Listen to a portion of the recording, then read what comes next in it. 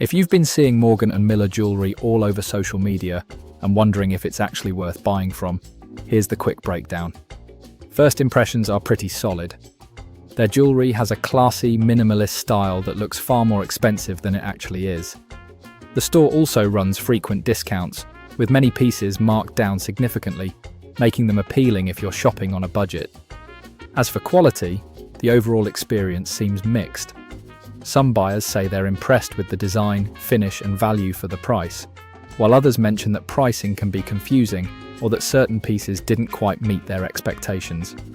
Like many online jewelry brands, your experience may depend on the specific item you choose.